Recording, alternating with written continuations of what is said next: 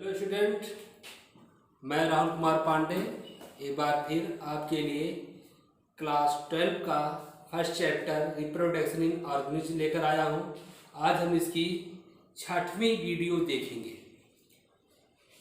अगर कोई प्राणी हैप्लॉइड अर्थात क्रोमोसोम की संख्या है जिसमें n है, तो उसमें जो गैमेट का निर्माण होता है वह समसूत्री विभाजन के द्वारा ही होता है। बहुत से ऐसे प्लांट हैं जैसे फंजाई है, एल्गी है, ब्रायोफाइट्स हैं, ये सब हैप्लॉइड प्लांट पाए जाते हैं। यदि इनमें गैमेट्स का निर्माण होता है तो वह समसूत्री विभाजन के द्वारा ही होगा।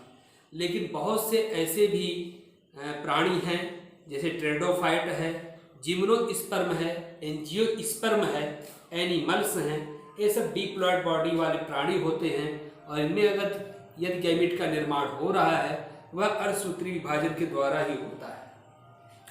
हम लोग देखते हैं कि अर्धसूत्री विभाजन एक प्रकार की रिडक्शन प्रोसेस है जिसमें क्या होता है कि क्रोमोसोम की संख्या आधी हो जाती है।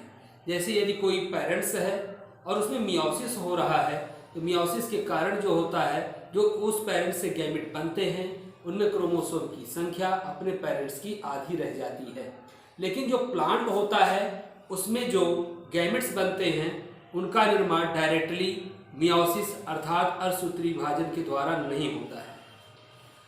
कोई भी अगर डिप्लॉइड प्राणी है तो उसमें एक स्पेशल प्रकार की सेल होती है जिसे हम गैमेट मदर सेल कहते हैं। उसी गैमेट मदर सेल से गैमेट का निर्माण होता है। होता क्या है कि गैमेट मदर सेल में अर्धसूत्री विभाजन होता है और अर्धसूत्री विभाजन के कारण ही गैमेट का निर्माण होता है। इस प्रकार हम लोग देखते हैं कि मियोसिस वह प्रोसेस है जिसके द्वारा गैमेट में क्रोमोसोम की संख्या उनके पेरेंट्स की आधी हो जाती है। तो हम यहाँ पर कुछ प्राणियों के नाम देखेंगे और देखेंगे कि उनमें मदर सेल में कितने क्रोमोसोम थे, मदर सेल के बाद जब उनमें मियोसिस हुई तब क्रोमोसोम की संख्या गैमेट में कितनी रह गई। जैसे हम लोग पहली चीज देखें ह्यूमन में जो मदर सेल होता है, गैमेट मदर सेल होता है, उसमें क्रोमोसोम की संख्या 46 होती है। लेकिन मियोसिस प्रोसेस के बाद जो गैमेट्स में क्रोमोसोम की संख्या होती है वह आधी यानी 23 रह जाती है। हाउस फ्लाई को देखें तो हाउस फ्लाई में जो मदर सेल होती है, गैमेट मदर सेल होती है, उसमें क्रोमोसोम की संख्या 12 होती है जबकि गैमेट्स में 6 होती है। रैट की बात की जाए तो रैट में हम लोग देखते हैं कि जो मदर सेल में क्रोमोसोम की संख्या 42 होती है लेकिन जो गैमेट्स होता है उसमें 21 हो जाती है।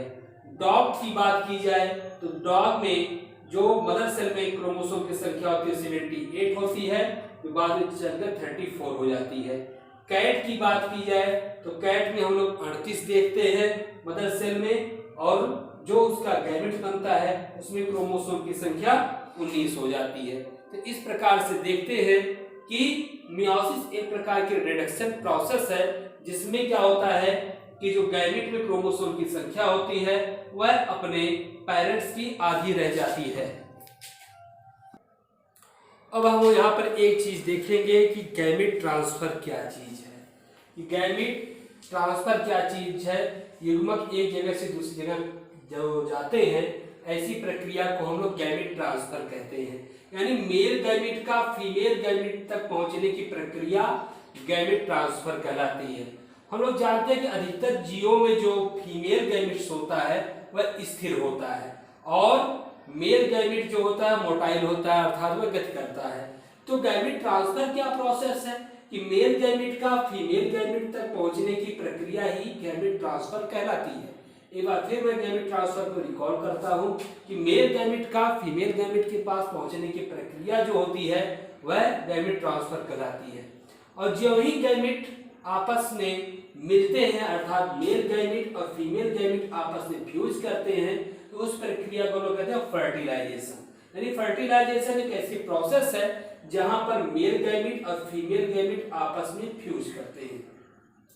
तो अब यहाँ पर कुछ चीजें और देखेंगे नोट में कि एक चीज होती है ज्यूडियोगैमी। ज्यूडियोगैमी का मतलब होता है जैसे कोई लोअर प्लांट है तो लोअर प्लांट में यदि मेल गैमेट फीमेल गैमेट के पास तय जल के माध्यम से तैर कर पहुंचता है, तो ऐसी प्रोसेस को हम लोग कहते हैं जियोडोगैमी।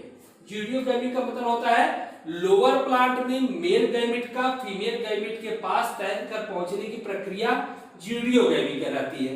अर्थात जियोडोगैमी वह प्रोसेस है जिसमें मेल गैमेट फीमेल गैमेट के पास तैर कर पहुंचता है। स्फेनोगैमी, हम दूसरा चीज ध्यान जानेंगे, स्फेनोगैमी। स्फेनोगैमी का मतलब होता है जब मेल गैमेट फीमेल गैमेट के पास पॉलन ट्यूब के सहारे पहुंचे, अर्थात पराग नलिका के सहारे यदि मेल गैमेट फीमेल गैमेट के पास पहुंच रहा है, दैट इज ए स्फेनोगैमी, हम इसे स्फेनोगैमी कहते हैं। एक बार और रिकॉल करेंगे, जियोडोगैमी एंड स्फेनोगैमी।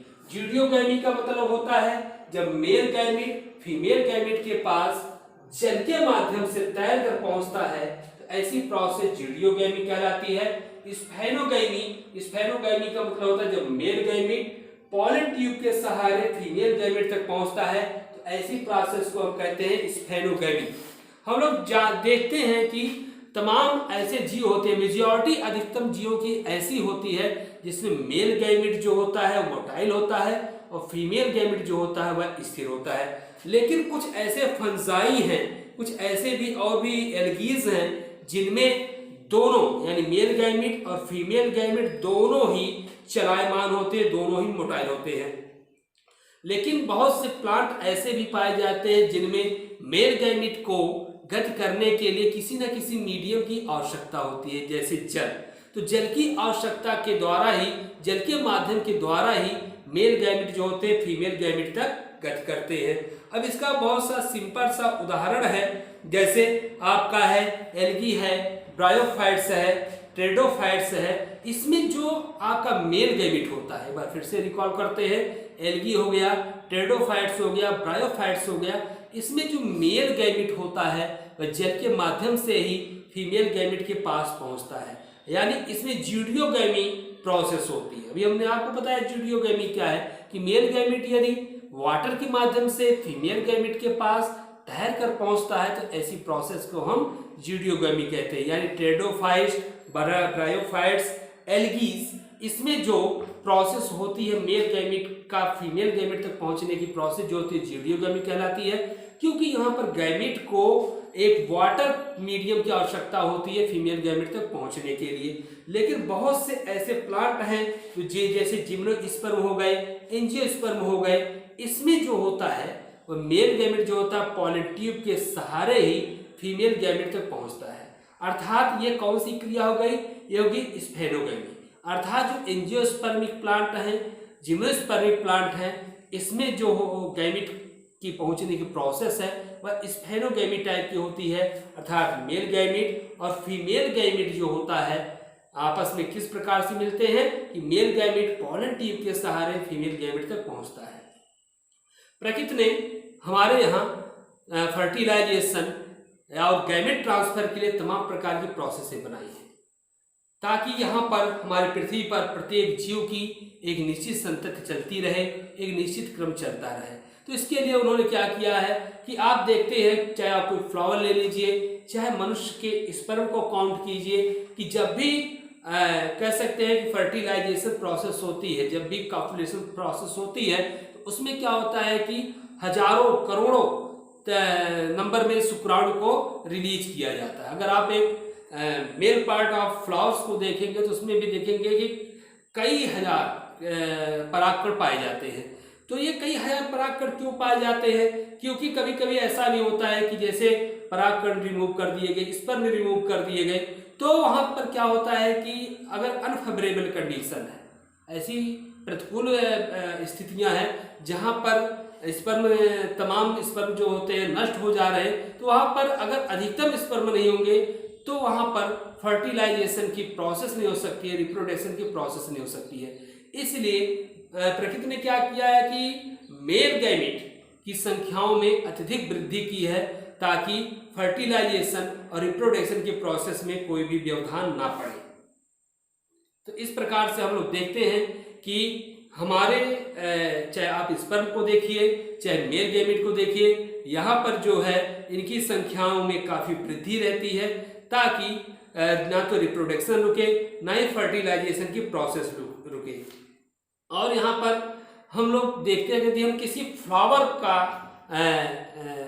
के विषय में जाने कि फ्लावर में क्या क्या चीजें होती हैं, तो हम लोग देखते हैं कि जो उसमें पॉलन ग्रेन होता है, परागकण जो होता है, उसको धारण करने वाले को हम कहते हैं मेल गैमेट। और जो फ्लावर का फीमेल पार्ट होता है जिसे हम योब्यूल कहते हैं, उसमें एग होता है। तो जो पॉलन ग्रेन होता है वह स्टिग्मा के सहारे जो होता है पॉलन ट्यूब से होता हुआ आपके ओवम तक पहुंचता है। ओवम में जाकर एग से फर्टिलाइज करता है और नए नए प्लांटों की उत्पत्ति करता है। तो इस प्रकार से हम लोग देख रहे हैं कि यहाँ पर तमाम प्रकार की प्रोसेसें हैं, यहाँ पर तमाम प्रकार की प्रकृति ने व्यवस्थाएं की हैं ताकि यहाँ पर फर्टिलाइजेशन की भी प्रोसेस ना रुके, रिप्रोडक्शन की भी प्रोसेस ना रुके। तो इस प्रकार से हम लोग देखते हैं कि यहाँ पर प्रकृति ने बहुत अच्छी व्यवस्था कर रखी है। यदि यहाँ पर हम लोग किसी एक लिंगी पुष्प की बात करें तो उसमें कैसे रिप्रोडक्शन होता है, तो हम लोग जानते हैं कि मुख्यतः जो होते हैं एक लिंगी जो फ्लावर्स होते हैं, जो एक लिंगी आपके फ्लावर्स होते हैं, अर्थात एक लिंगी का मतलब क्या है कि मेल पार्ट अलग हो, फीमेल पार्ट अलग हो। तो ऐसे अगर कोई एक लिंगी फ्लावर्स हैं तो उसमें होने वाला जो रिप्रोडक्शन होता है वह क्रॉस रिप्रोडक्शन टाइप का होता है, क्रॉस फर्टिलाइजेशन उसमें होता है। तो उसमें क्या होता है कि जो मेल गैमेट होता है उसको फीमेल गैमेट तक पहुंचने के लिए किसी न किसी का सहारा लेना पड़ता है। जैसे हम लोग देखते हैं कि बहुत सारे कीट हैं, पक्षी हैं जो कि मेल गैमेट को लेते हैं अपने पंजों के द्वारा, अपने पंखों के द्वारा, और जाकर वो फीमेल गैमेट पे बैठते हैं, जिसके कारण क्या होता है मेल गैमेट फीमेल गैमेट पर चिपकता है। अर्थात जहाँ पे अगर हम स्टिग्मा की बात करें तो स्टिग्मा भी एक फ्लावर का पार्ट है। तो जो मेल गैमेट होता है वह क्या होता है कि पक्षियों के या तितलियों के पैरों के या मधुमक्खियों के पैरों में चिपक जाता है और जाकर अंततः वह कहाँ पर चिपकता है, आपके स्टिग्मा पर। स्टिग्मा पर जब पॉलन ग्रेन आप पर चिपक जाता है तो पॉलन ट्यूब की मदद से ओव्यूल तक जाता है और एग से मिलता है और वहाँ पे फर्टिलाइजेशन की प्रोसेस पूरी होती है। और अगर हम यहाँ पर देखें यदि कोई फ्लावर दो लिंगी का मतलब क्या है, उसमें मेल और फीमेल दोनों पार्ट एक ही में, जैसे अगर मटर का उदाहरण ले लें तो जो भी दो लिंगी फ्लावर्स होंगे जिसमें मेल और फीमेल पार्ट एक ही में होंगे तो उसमें जो भी फर्टिलाइजेशन होगा वो किस टाइप का होगा, वह सेल्फ टाइप का होगा, यानी उसमें स्वयं का फर्टिलाइजेशन होता है। तो स्वयं का फर्टिलाइजेशन किन पुष्पों में होता है, जिनमें मेल और फीमेल पार्ट एक ही पाए जाते हैं। सेल्फ फर्टिलाइजेशन क्यों होता है, क्योंकि वहां पर जो पुष्प होते हैं वो बंद प्रकार के होते हैं, जिसको हम क्लैस्टोगैमस फ्लावर कहते हैं। क्लैस्टोगैमस फ्लावर होते हैं जिनमें मेल और फीमेल पार्ट एक साथ रहे और फ्लावर आपका बंद रहे, ऐसे फ्लावर्स को हम कहते हैं क्लैस्टोगैमस फ्लावर कहते हैं। तो क्लैस्टोगैमस फ्लावर जो होते हैं वह मुख्यतः ऐसे फ्लावर्स होते हैं जो कि दो लिंगी होते हैं, जिनमें मेल और फीमेल पार्ट एक ही पाया जाता है और उनमें सिर्फ पॉलिनेशन होता है, स्वपरागण की क्रिया होती है। और यदि कोई एक लिंगी जीव है, जैसे मेल अलग है फीमेल अलग है, तो उनमें जो मेल पार्ट बनेगा वो अलग प्राणी बनेगा, फीमेल पार्ट बनेगा वो अलग प्राणी बनेगा। और इस प्रकार से बाय द कॉपुलेशन के द्वारा जो होता है ये जो मेल पार्ट होता है फीमेल पार्ट तक जाता है और वहाँ पे फर्टिलाइजेशन की प्रोसेस प्रारंभ होती है। तो आगे जानेंगे हम लोग फर्टिलाइजेशन क्या है। तो फर्टिलाइजेशन एक ऐसी प्रोसेस है जिसमें मेल गैमेट और फीमेल गैमेट आपस में मिलते हैं, मेल गैमेट और फीमेल गैमेट आपस में मिलते हैं। इस प्रक्रिया को लोग फर्टिलाइजेशन कहते हैं और इस प्रक्रिया को एक और नाम हम लोग देते हैं सिनगैमी। एनसीईआरटी की बुक में है एक चीज है सिनगैमी। व्हाट इज सिनगैमी और व्हाट इज फर्टिलाइजेशन, क्या अंतर है फर्टिलाइजेशन में और सिनगैमी में, क्या अंतर है। तो एनसीईआरटी में लिखता है कि फर्टिलाइजेशन और सिनगैमी एक दूसरे में इंटरचेंजेबल वर्ड्स हैं, हम एक दूसरे में उसको चेंज कर सकते हैं। लेकिन सिनगैमी एक छोटी प्रोसेस है। सिनगैमी का मतलब है कि मेल गैमेट और फीमेल गैमेट आपस में फ्यूज कर गए, दैट इज सिनगैमी। जबकि फर्टिलाइजेशन प्रोसेस एक ऐसी प्रोसेस है जो कि काफी लंबी होने वाली है। उसमें मेल जो होता है वह मेल गैमेट जो होता है फीमेल गैमेट के प्रति अट्रैक्ट हो रहा है और आपस में मिल रहे हैं, फ्यूजन हो रहा है, जाइगोट का निर्माण हो रहा है। तो ये फर्टिलाइजेशन एक लंबी प्रोसेस है, लेकिन उस फर्टिलाइजेशन के लिए एक वर्ड का प्रयोग करते हैं सिनगैमी, लेकिन थोड़ा सा अंतर होता है सिनगैमी में और फर्टिलाइजेशन में कि फर्टिलाइजेशन एक लंबी प्रोसेस है, ब्रॉड प्रोसेस है, लेकिन सिनगैमी का मतलब इतना ही है कि मेल गैमिट और फीमेल गैमिट आपस में मिल रहे हैं।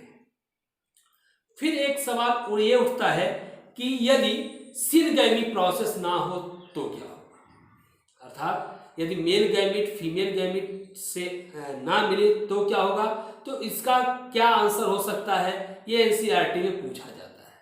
तो यदि मेल गैमिट और फीमेल गैमिट आपस में ना मिल रहे हो, सिनगैमी की प्रोसेस ना हो रही हो, तो उस प्रक्रिया में क्या होता है कि जो यज्ञ होता है वह स्वयं एक नए जीव में कन्वर्ट हो जाता है, जिसको हम कहते हैं पार्थिनोजेनेसिस। पार्थिनोजेनेसिस ऐसी प्रक्रिया है कि जो यज्ञ होता है विदाउट फर्टिलाइजेशन के एक नए जीव में कन्वर्ट हो जाता है। अब सवाल ये उठता है कि ऐसा क्यों हो गया, मेल गैमिट क्यों नहीं किसी जीव में कन्वर्ट हो सकता है, सिर्फ फीमेल गैमिट अर्थात ये ही क्यों हो सकता है।